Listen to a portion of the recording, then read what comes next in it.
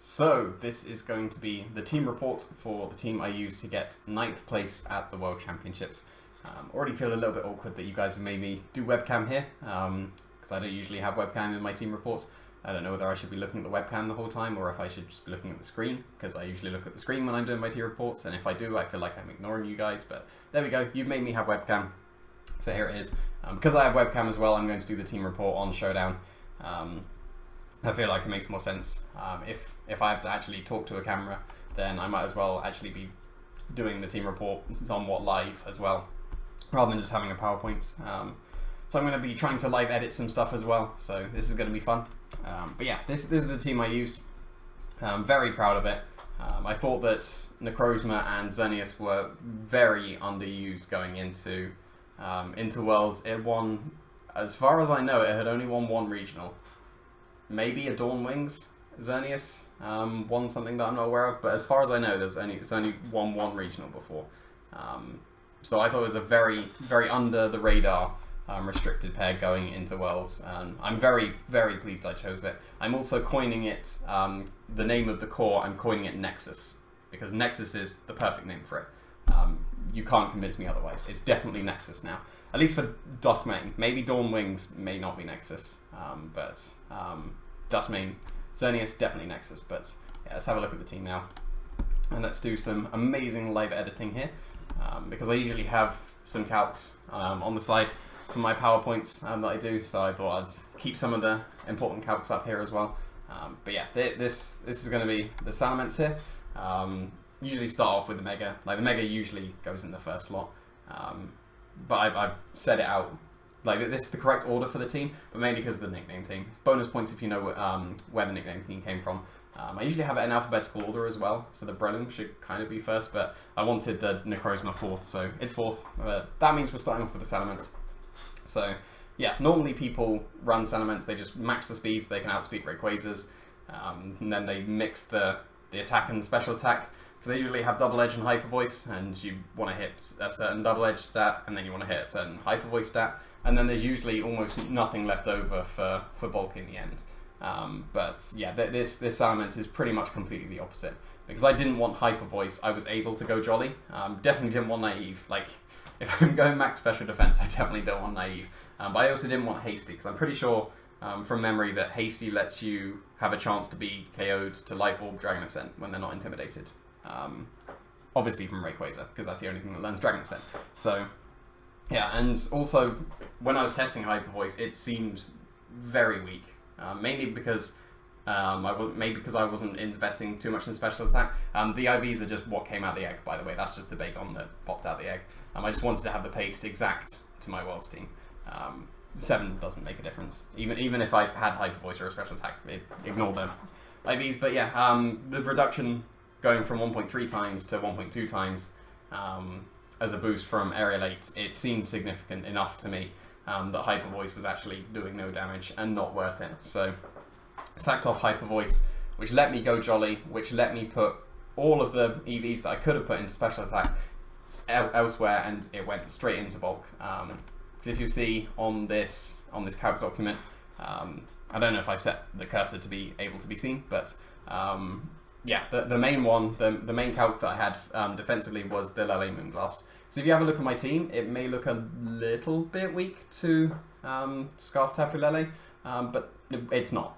It's actually not. Mainly because of this Salamence. If this Salamence could have been KO'd to Moonblast, then maybe it would have been actually a bit more of an issue. But mainly people would just lead with Tapu Lele. They almost never leave the Tapu Lele in the back. They would always lead with Tapu Lele. They'd always go for Moonblast into Salamence turn 1. Because I did originally start off with, I think it was just a boring spread of like 2-4-4 attack and 2-5-2 speed and then just falls. Because I think that the double edge, if you were 2-4-4 attack with Salamence, did 50% to 2-5-2 HP Groudon, so you could go for Nature's Mana's double edge and get a KO on Groudon unexpectedly.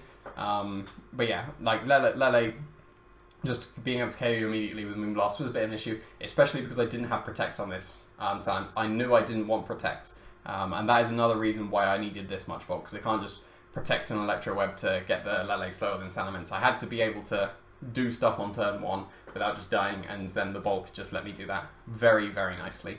The side effects of it, as you can see as well, a bonus from being able to survive the Tapu Lele Moonblast was that you also survived a Menacing Moonraze Maelstrom, and no one would ever expect that from Salamence. Like, this bulk has actually been so clutch so many times. Like, it's not just for the Leles, it's for general bulk as well, and the general bulk that you gain from that much special defense is actually insane. I just threw in Davide Carrer's like super bulky, not super bulky Salamence, super bulky Xerneas special attack in there, and I actually have a chance to survive, because in one of my practice matches on Showdown I did get Moonblasted by Xerneas and my Salamence lived, and that was amazing. So I had a look at what the chances are, like if they have more special attack invested, which I don't know what the normal special attack for Xerneas is anymore, but that was just the super bulky Xerneas special attack, and 31% is not unreasonable. That's more than a Skull Burn, so that's more than a Rock Slide Flinch, if that puts it into more perspective. Yeah, like so this special bulk has actually come into play so many times, and I don't think I could use a different Salamence at this point. Like, this Salamence is actually busted. Like, it's so good. It's so strong as well. The attack AVs that I set it for was to be able to Oko Tornadus, because Kang Torn is the thing, so you probably want to match Tailwinds with the Tornadus and then be able to Oko it with the double edge. Although, I don't actually know what James Beck's Tornadus' EVs were, but given its HP, it was actually a very bulky one, so that Tornadus would have been able to survive my double edge, and that would have been a bit of an awkward one if I'd have made it to top 4. But yeah, this Salamence is amazing. But I should probably talk about the two weird moves, because double edge and Tailwind are pretty self-explanatory. Earthquake was, I'm pretty sure it was Paul Chua that was the first one to put Earthquake on his Salamence. Pretty much exclusively for Nihiligos. I have a Duskmane Necrozma, so I can somewhat deal with Nihiligos pretty well. I also have a Tapu Koko that can actually deal with Nihiligos, but I'll come to that. It's not Steel Wing, don't worry. You don't have to wait 20 minutes for Steel Wing to be revealed on Tapu Koko, but yeah, pretty much exclusively Nihiligos. Because some people's teams, Nihiligo is their only real Xerneas answer, and if you just get rid of that, then Xerneas can easily sweep. So yeah, Earthquake was really nice on Salamence. As well as Nihiligos, it could hit stack attackers for over half. Like, it was not that great against stack attackers, especially if they were Shuckerberry. You're doing like 25%. But if they're not Shuckerberry, I can actually, with the Salamence Earthquake as well, and a +2 Moonblast from Xerneas, I'm able to one shot. I think it's most stack attackers. Can't remember if I did the calc for Sassy or Brave. Can't remember, but in practice, every non-Shuckerberry stack attacker has died to Earthquake plus +2 Moonblast, so that's come into play as well. And then Raw, can't really go to Worlds with that Raw, can I? I mean, I did. I have done twice before, I think now. Did I have an 18? No, I didn't have an 18 because that was the Como one. So yeah, no. See, there we go. I've only ever top 16 Worlds with Raw on my team. So, is that a correlation? I think not, but yeah, there we go. Maybe that's just because I use Raw so much. But this did used to be Crunch instead of Raw, because I did. That was when Graham had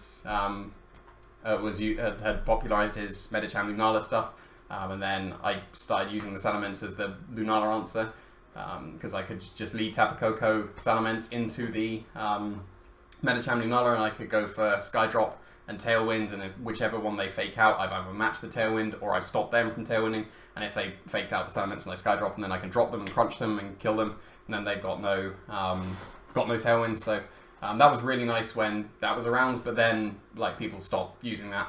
Graham still used it at Worlds, and he top cut Worlds, which was really awesome, because it was probably one of my favourite teams in the format. And actually, sneak peek for the team builder, it's actually the actual starting point of where this team originated from, but you wouldn't have guessed that at all, given what I've ended up with. But yeah, like, if you're interested in that, then go and watch the team builder. That will pop up at some point after this team report.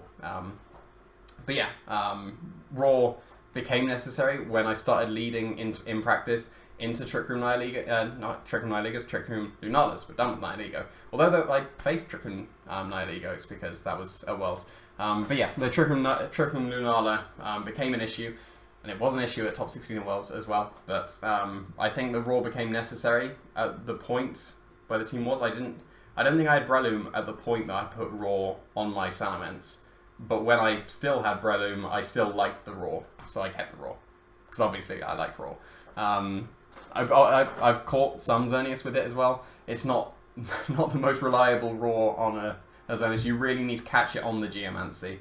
And you're a madman if you go for Raw on the Xerneas as well. But there are some situations where it seems to be obvious that they would Geomancy, so you can kind of catch them there. But it's a Trick Room answer more than a Xerneas answer. It just can be a Xerneas answer, if necessary. But yeah, here we go with some more live editing now. So I'm going to get up the Salazzle calcs while I'm here. And then, because I don't have two screens, and it's awkward. But yeah, here is the Salazzle. So Salazzle is obviously going to be on my world team. I've been raving about Salazzle this entire format. Obviously, I've got to use it. It's way better than Incineroar. People still don't believe me. Surely 9th place at Worlds. Come on, Salazzle is a usable Pokemon now, surely.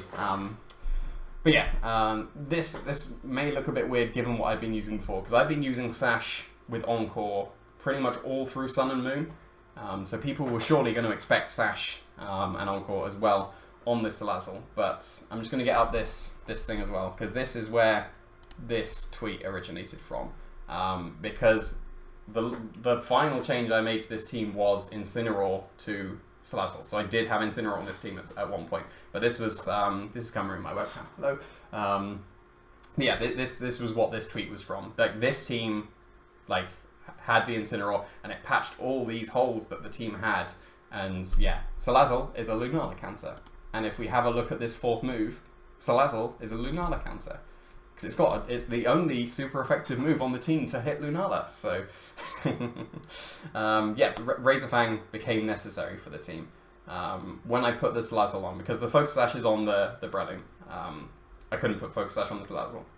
My alternative that I had been using before, when Sash was not available on the Salazzle, was Firium, but you really don't want dual Z-move. Even though dual Z-moves won all 3 worlds that Z-moves have been available, you don't want dual Z-move with Necrozma. Necrozma should always be the Z-move mon. So I didn't want Z-move on Salazzle. I couldn't have Sash on Salazzle because it was necessary on Breloom.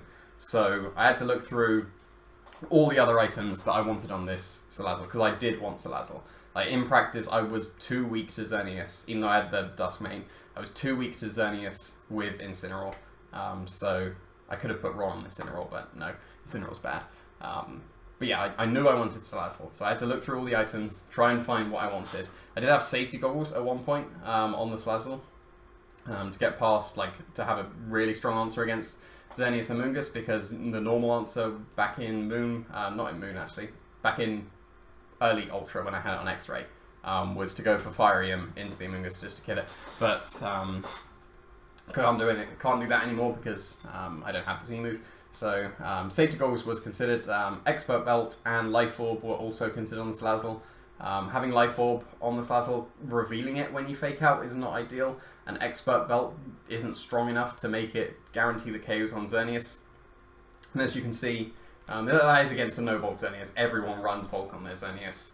But Salazzle, that much special attack, can Sludge Bomb before the Geomancy because it's faster, and then after the Geomancy it can, against the no-bulk ones, still KO with the +2 defense. +2 special defense, I should say. And there's still the 2 chances to poison as well, so that's like, what, 51%? Yeah, 51% chance, right? Or is it 49? No. Yeah, 51% chance to have got at least 1 poison, right? I'm second guessing myself. I'm sure I know that one, but yeah, because it's 2 30% chances. But yeah, so Salazzle is really good against the Xerneas. The special defense is a bit more than I had before because I had, what, 36 special defense on my Sash one, so that I could take +2 Dazzling Gleam and +2 Moonblast, so they had to commit a Moonblast to Salazzle to be able to deal with it if they Dazzling Gleams. But with this extra special defense, so originally I had enough HP and defense, I think it was like 52 HP and 20 defense, so that I could live a banded Rayquaza E-Speed. I think that was enough. Maybe that was rolls. But Keen suggested for the special side to be able to take a Tapu Koko Thunderbolt, which didn't need as much EVs as is put in here, and I probably should have put the Tapu Koko calc on the side one. Yeah, I didn't, did I? Yeah, that would have been, because that was the main starting point for this special defense. But then when I put enough special defense to survive the Tapu Koko Thunderbolt into Salazzle, and then started looking at the Xerneas calcs, like the rolls from the +2 Xerneas, because of the 4 times resistance, they changed wildly with so, like, tiny changes in special defense. So then I upped the special defense a bit more and just sacrificed Banded Ray completely, because I thought that the Tapu Koko Thunderbolt was probably more important, because Banded Ray is... I don't know if there was any Banded Rays, at least in day 2, so... I'm happy with that call there. But yeah, increasing the special defense to this much, like, you can see on the bottom parts, I have a very reasonable chance of taking now, not just the +2 Moonblast and the +2 Dazzling Gleam, but 2 +2 Moonblasts. So that means they need to commit 2 Moonblasts to maybe not even KO the Salazzle. So Salazzle can still just sit on the field, still Sludge Bomb against the +2 Xerneas if they've still got it. And yeah, like, it didn't come into play in the tournament, it came into play in practice a few times, but it's not the best chance against just, like that 196 special attack is the same as 68 special attack. So hitting the 11N when you're modest as well, and that's kind of how much special attack you'd have if you're boring, pretty much no bulk timid.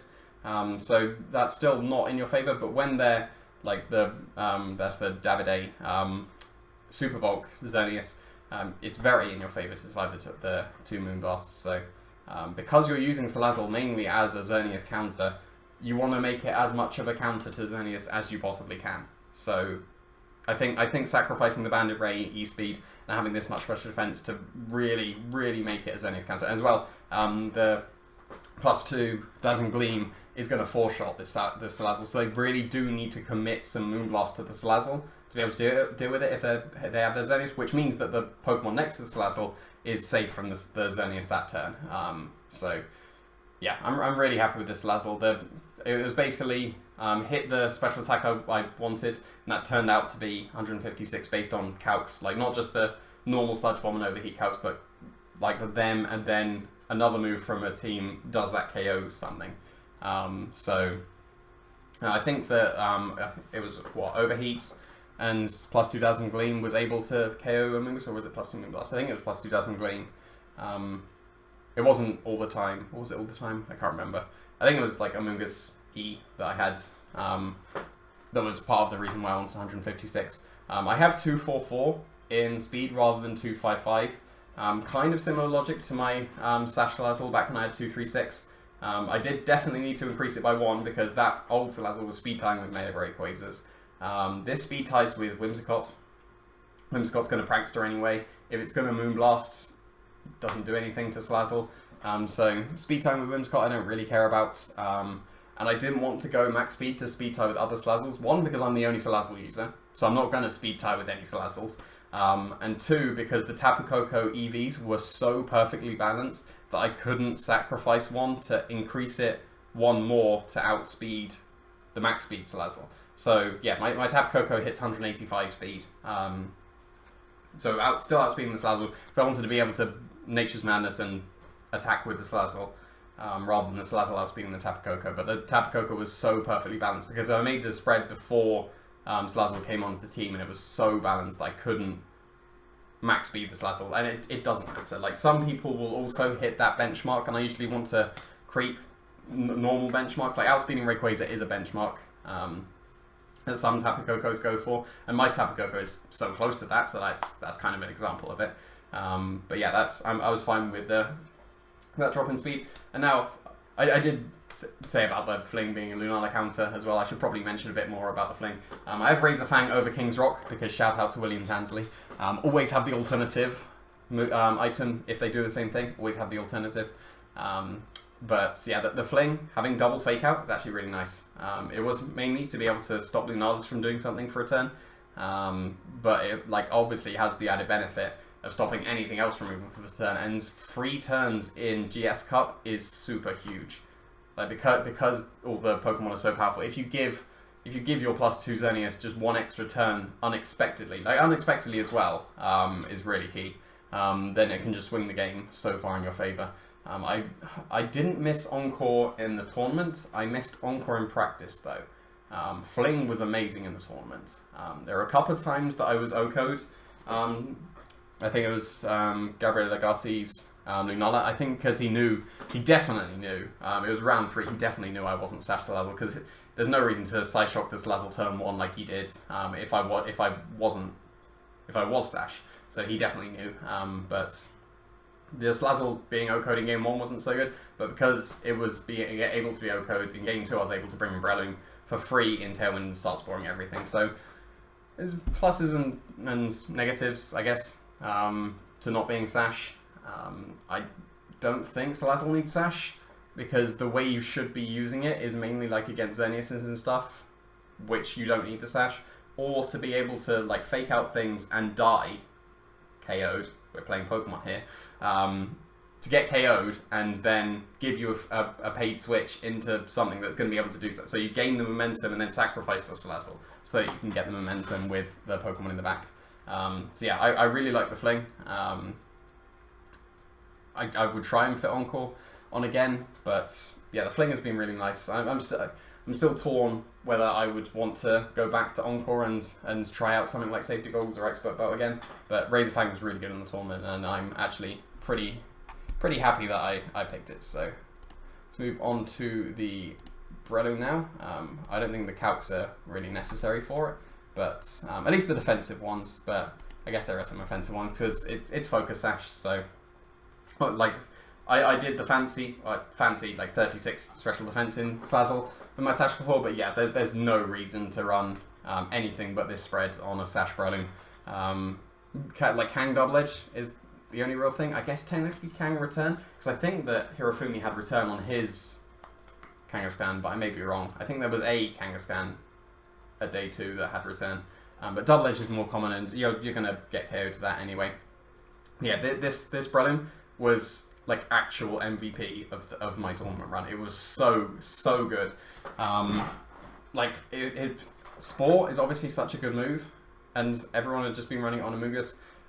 This was an Amoonguss at one point on the team, which is why it evolved from like Amoonguss to Breloom, and like the very simplified version of why I have Breloom over Amoonguss is Stack Attacker. I wanted something to be able to OHKO Stack Attacker in that slot. Because my only other real Stack Attacker counter is Necrozma, and while Necrozma is definitely a Stack Attacker counter, if you stay in regular form, assume they're Shucker, because you resist and then you can double Earth Power and kill them, KO them. We're playing Pokemon here. Or if they're like not Shucker, you can burst and Neuroforce KO them with Earth Power. But I wanted something else. I did feel like I needed something else, and this slot seemed to be the one that should be able to do that. So yeah, the very simplified version. Also, simplified version, I wanted Helping Hand on this team. I really wanted Helping Hand on this team.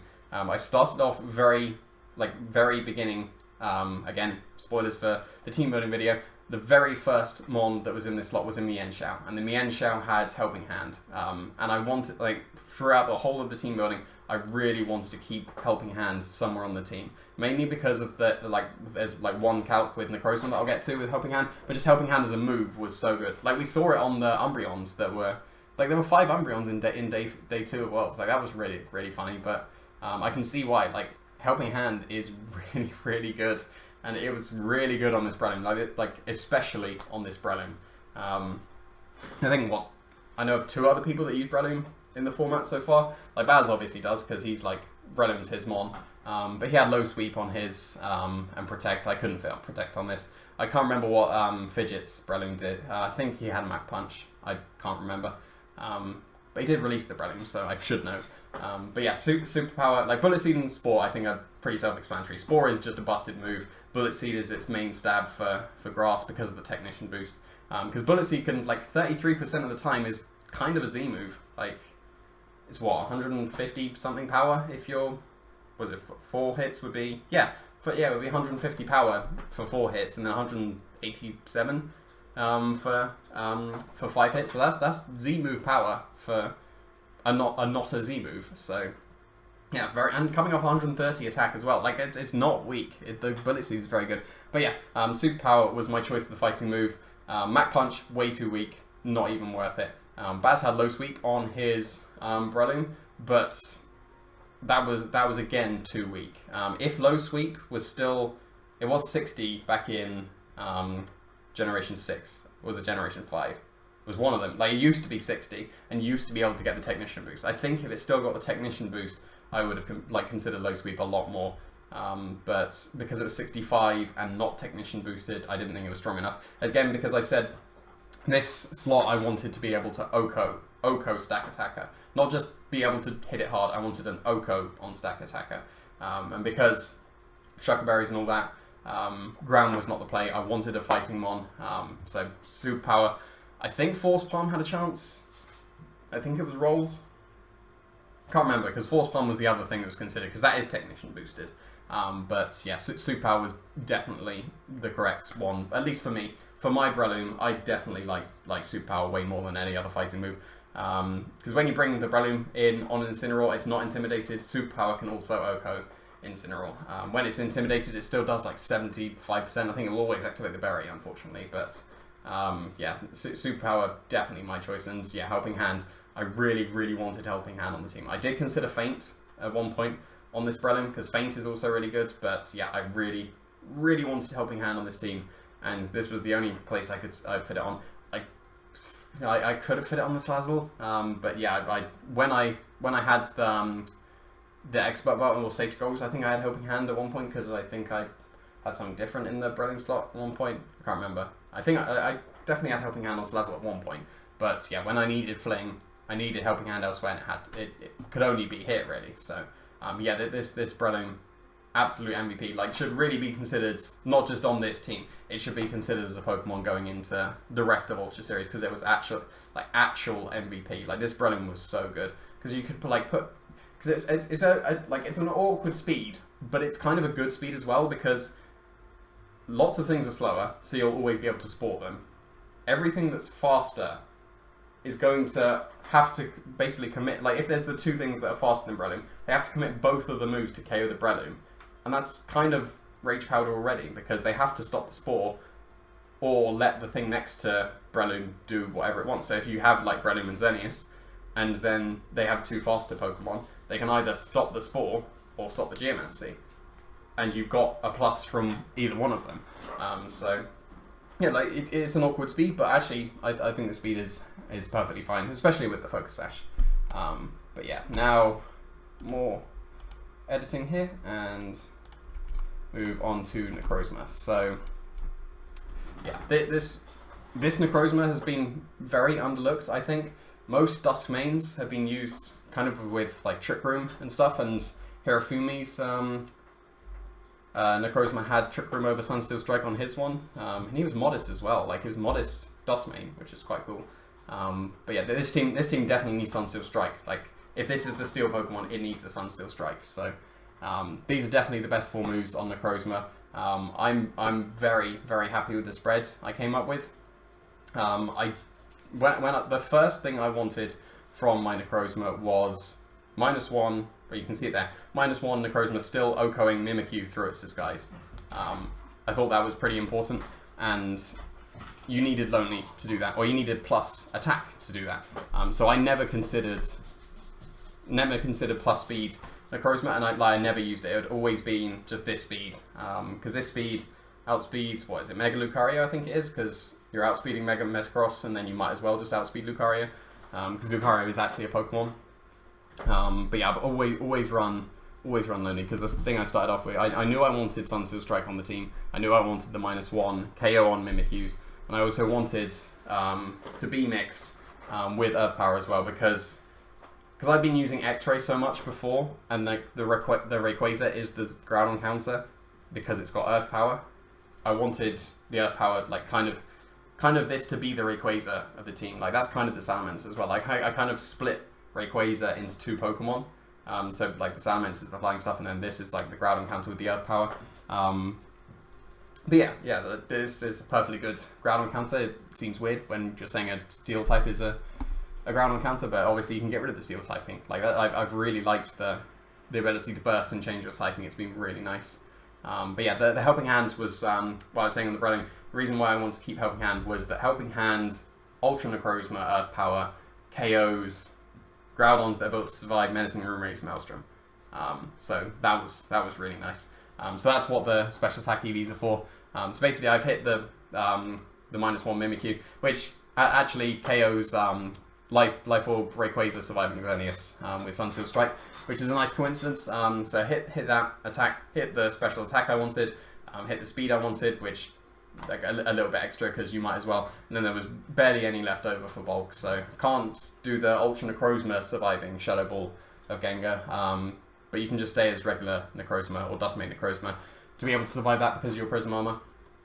So not much bulk left over, so I basically put enough HP so that Ultra Necrozma could, even with the Lonely, could survive a Dragon Ascent from Rayquaza, and there was just 12 left over, so just put in Special Defense. And then that apparently meant that I have a very good chance of living +2 Moonblast and +2 Dazzling Gleam with the Necrozma, so I really like the spread. I've came up with it very early and never changed from it. I was very happy with it. And I do think that Necrozma, well, I say at the moment, like it actually popped up quite a lot in Worlds, but I think that there were more Dusk mains than Ultra Dusk mains at Worlds, which I think is quite strange because I do think that Ultra Necrozma itself has been somewhat underlooked. It's been just tossed away as, oh, this is Psy Spam, that's just Ultra Necrozma. I don't have Tapu Lele, you don't need Tapu Lele to make Necrozma work. Like, obviously, the light that burns the sky just turns stupid busted when you have a Tapu Lele, but it's just regular busted when you don't have one, and that's good enough. It's perfectly good enough. Like, the light that burns the sky is still amazing. Like when you're intimidated and the special, the light that burns the sky turns into a special attack, that still echoes at Kangaskhan. Like that's a very good benchmark to hit. So yeah, the light that burns the sky was very, very nice, and you really don't need Tapu Lele. And I think if people realize that, then they would use Ultra Necrozma a lot more, because they're so focused on getting this Psychic Terrain boosted Light that burns the sky. You really don't need it. Light that burns the sky is already busted in itself. You don't need the boost anymore, and that will open up your team building so much more. As you can see, I have a Salazzle Umbrella next to my Necrozma, so yeah, I'm really happy with this Necrozma. I think it should be used a lot more, especially with no Tapu Lele. But the Tapu I do have is Tapu Koko. I just need to more live editing. So yeah, this is why I was saying that this Tapu Koko is actually an Ego counter. So basically, the credit to this spread, like, kind of goes to Graham Amity, because he used Assault West Koko on his second place North American international team, and he had 116, I think, attack EVs into his Tapu Koko. That was revolutionary for me. Like, when I've been using Assault West Koko for quite a while, and I'd never ever invested attack into the Tapu Koko. It was always like 4 or 12 that was left over. It was like I never thought to invest attack into Tapu Koko. I don't know why, but it just made so much sense, because his, I think 116 O-code, what ended up being Wolf's Kyogre's bulk. So yeah, like I'd never consider. I don't know why I've never considered attack, because in my mind, Assault West should just be pure bulk, should just be Nature's Menacing and Electro Webbing and all this support stuff, and doesn't, like, Wild Charge is just there to do some damage occasionally, but yeah, like, actually investing attack into Tapu Koko makes so much sense, and I don't know why I didn't do it sooner. So thank you very much, Graham, for somewhat creating this spread, or at least inspiring this spread. I've gone way more offensive than he did with the 220, because this is obviously after Wolfer just won with his Celesteela. So this much, like, it's a lot. It is a lot of EVs into Tapu Koko, but this much EVs is able to OHKO Wolf's Celesteela. I put 4 extra defenses as well, because some people may want to do their own EV spreads and speed creep other Celesteelas. So I've done 2, 5, 2, and 4 Celesteela, and like, the damage output is actually crazy from this Tapu Koko now. Like, it obviously gets the terrain boost. It's still super strong. It OHKOs Evelfels as well, because Evelfel is one of the main counters to Necrozma, and being able to just OHKO that straight away is amazing with the Tapu Koko, because I think it's, when I had, what, no attack, it was maybe a 30% chance or something, and I would never rely on that to be able to deal with the Evelfels. So I'd always try and get some chip as well, and then that left them open to be able to Tailwind or whatever. But no, just blow them back immediately with this much attack. Like I said when I was talking about Salazzle, the EVs are actually very, very balanced. Like I can't really edit anymore, so I think if you reduce the attack by ATVs, it reduces the Celesteela count by 12%. If you reduce the special defense any more, then the Gengar count gets thrown even more away from a good roll. Like it's like I've sacrificed the Gengar roll somewhat. 50% chance for max special attack to OHKO you. Not the best, but I really wanted that attack to be able to deal with the Celesteelas, and the speed that outspeeds my Salazzle. So I can't go any slower than that. Else I've got awkward speed ties, and I can't reduce Salazzle anymore because then it will speed tie with Rayquazas or less. So the speed has to be, like, the speed is at its minimum that it can be. The attack is the minimum of what I wanted. Some people may want less and just go for the available KO and just sacrifice the Celesteela roll. So some people may want to reduce the attack and increase the special defense so you have more survival. But I've played no Gengar well, so it didn't make a difference. As well, like Menacing Mirror's Maelstrom for reference, 25% chance to OHKO. I usually don't go for those kind of rolls. I really do want to try and get more, but I made almost like it was more like a call to have this much attack in Tapu Koko. I don't think the attack. I don't think the attack ended up mattering. I think I brought Tapu Koko twice in the tournament, so the spread didn't make any difference. But in practice, the attack has been amazing in practice, like this much attack, and I would recommend trying this much attack. I'm sure some people will reduce the attack, increase the special defense to have more Gengar survival, especially because you don't speed tie with Gengars, which you don't really want to be going for anyway. But yeah, like I was very happy with this Koko. The amount of attack was very nice. Like I think the moves are pretty much self-explanatory. You have those 4 moves and or Volt Switch, like as the 5 moves on Assault Vest. And I don't care about Volt Switch. Volt Switch is not my kind of move. Like, it's obviously a good move. It's not my kind of move. These 4 are way preferred for me. Even just having Skydrop as a alternative way to hit Shedinja, even. That's another thing that I really like about this team. Shedinja is just so bad against this team. I hate Shedinja so much, and it sucks against this team. As you may have seen in the stream match against Melvin, like I've got 4 things that can hit it regularly, and I've got 3 things that can hit it when it's soaked. So like Shedinja is just such a bad bring against this team, and I'm so happy about that. But yeah, the Skydrop's been like I was saying back when I had Crunch on the Salamence, being able to crunch and being able to Skydrop and then break the Shadow Shield and crunch KO and others, been really nice. But like apart from the amount of attack that I had in Tapu Koko, I think it's pretty much self-explanatory as well. Move on to final Pokemon here. I'm gonna move on to the Xerneas, but I'm also not going to release the EV spread of the Xerneas because we still have 4 months left of the format. Everyone has their own Xerneas spread anyway. It's very self-explanatory moves. It's just my personal EV spread that I am going to be using for the rest of the 4 months, and I don't want to release it and have just people speed creep it like by 1 just to counter me because I'm very happy with all the EVs. I don't want to have to reduce some of the EVs elsewhere just to have a speed creep war. So I hope that you understand and respect that. But like everyone has their own Xerneas spread. I will just say I am not timid. This is not a timid Xerneas. Timid Xerneas sucks. If you're using timid Xerneas, you're using Xerneas wrong. But I won't say anything more about the Xerneas than that. Like, it's a Xerneas. Like, I'd been using X-Ray for so long. I'd been so comfortable with like the Salazzle Xerneas pairing. Like, that's one of my favourite leads. Like, all through Sun to Ultra, Salazzle Xerneas has been a very good lead for me, and like hopefully now you can see why. Because like on stream, the Salazzle Xerneas just won immediately against the Incineroar Xerneas. Like, even though he was able to take care of my Xerneas, I'd gained too much momentum at that point for him to come back. Might have a link to the stream game as well against Melvin in the description. But yeah, like I can't really say too much about Xerneas. Like, it's a Xerneas. Everyone knows what it does, and I will be keeping the Xerneas spread to myself, just to avoid any awkward speed creeping wars. But you have your own Xerneas spread. I'm sure any Xerneas spread will fit onto this team. So yeah, that was the team. I'm very, very proud of it. I would go so far as to say it's the favourite team I've ever built. Like, Cottony, like, was probably like yeah, that was definitely my favourite team before, and I think this crap.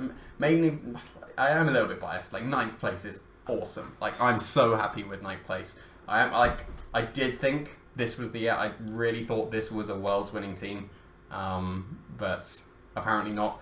Apparently, I faced the one bad matchup in top 16. Like, I really could do nothing against Naoto.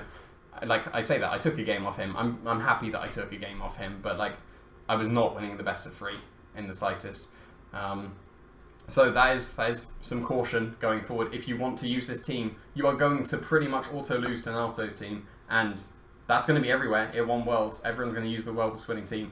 So something, as annoying as it is, something needs to change on this team if you want to have a matchup against that team. And I just know that everyone is going to change that Salazzle to Incineroar. So I'm going to look forward to seeing this team with Incineroar over the Salazzle slot. Just like, that is not the correct change. That is not the correct change to give you a matchup against that team. I already know what my change is going to be. I'm obviously not going to reveal that because I've got 4 months left of competing, and I'm probably going to still be using this team. Like, I had been debating as whether I actually release this team because I'm going to be using it, because I put in so much time into this team. I'm not just going to leave it at Worlds and then just try and build something else, because I'm so happy with this team. So I'm going to be using it going forward. So releasing the spreads may not be the best idea, at least not the Xerneas. I think that keeping the Xerneas back at least, like, everything else is kind of, it's not so bad if people know. Maybe the Salamence being able to take the Moonblast, people will play differently as if they would have done otherwise. But keeping the Xerneas is enough, I think, for me to justify going forward, especially because I know what my change is going to be as well. Yeah, that's the team. 9th place, amazing. Thanks for watching.